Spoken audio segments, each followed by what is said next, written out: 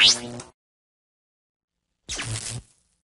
guys, how's it going? MreGamersSports, welcome back. This is Let's Play Football Manager 2012 Part 3 with Sunderland, and as you can probably tell by my voice, I'm a little bit happier because I have some wins to tell you about in this episode.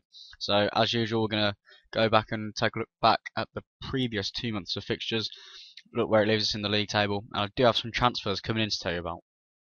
So we started the month with a 2-2 draw away at Blackburn Rovers, Morgan Gamets Pedersen and Simon Vukovic scoring for Blackburn. And then a second half comeback from Samir with a penalty and Nene. We had 12 shots, 6 on target and 47% possession. Good result considering we don't normally win in the league or draw. Picked up a point, which is very pleasing. However, this was very disappointing. 4-0 defeat to Tottenham, probably what was expected, but I don't know. I was still disappointed by it, but we only had 8 shots, 2 on target and 42% possession. Luka Modric getting 2, Tom Huddleston and Jermaine Defoe. This is the game where our season has turned around, because we went 2-0 down away at Wigan. As soon as we conceded the second goal, I went on to the tactics, and I don't know what made me do it. I brought over the tactic that I've been using on my channel for Havant at Waterlooville, and now Northampton as well. I brought it over, and straight away, something just clicked, and it worked. I honestly don't understand. We scored 4 minutes after they went 2-0 up, and straight away I could see, oh, you never know, come back. Then scored another one a couple of minutes later, and then just before half time we took the lead. You're thinking, oh, this is incredible. And then after half time, scored an early goal, and then not long after that, scored another one, and then just before the end, I scored another one, and then in injury time we scored another one. So Ryan Shawcross, Yel Vossen with 2, Stefan Sessignon with 2, and Nene with 2. Unbelievable turn of events. Going 2-0 down and then winning 7-2. It's unbelievable. 19 shots, 12 of them on target, and 50% possession. We then did something very rare. We got back-to-back wins, which we haven't done this season.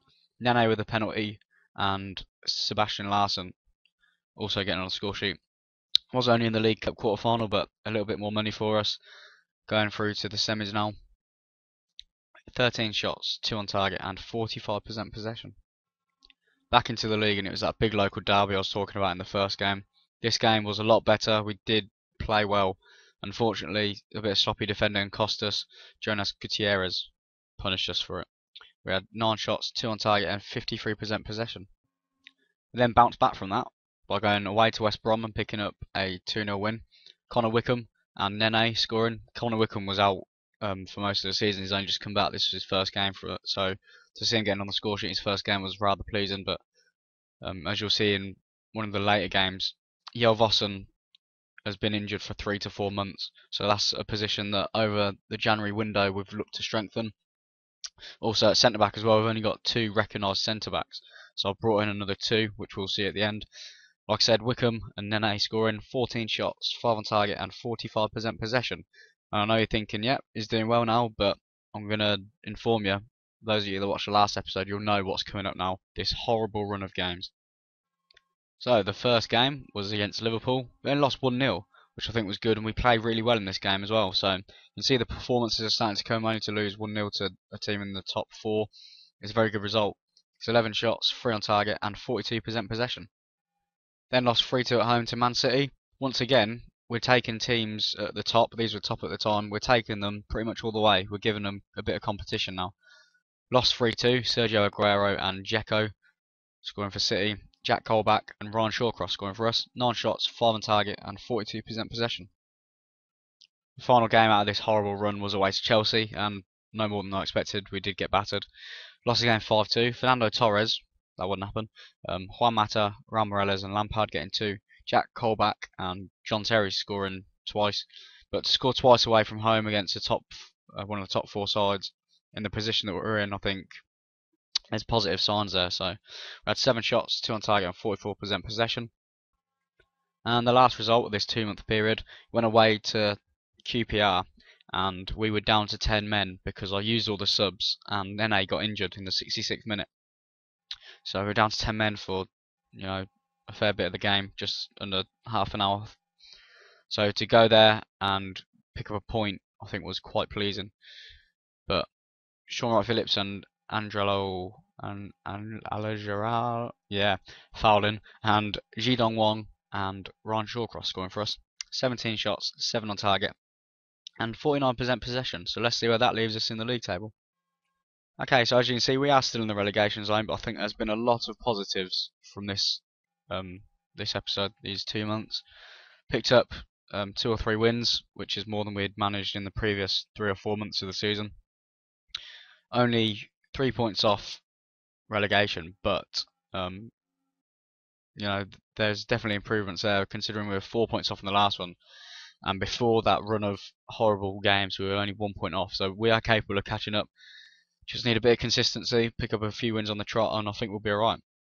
But anyway, like I said, we do have some transfers coming in. Let's go and have a look who they are.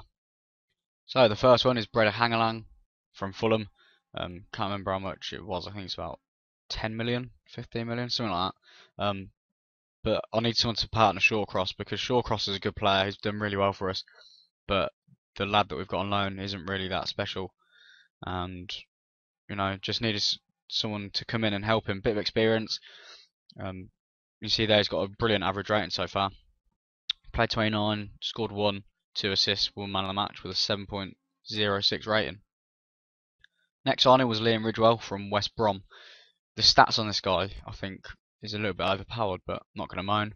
We've signed him for, I think it was 6 or 7 million, something like that. Not doing too bad, but I think with a bit of training and stuff, 27, so he's not too old, but he can play anywhere across the back, I think.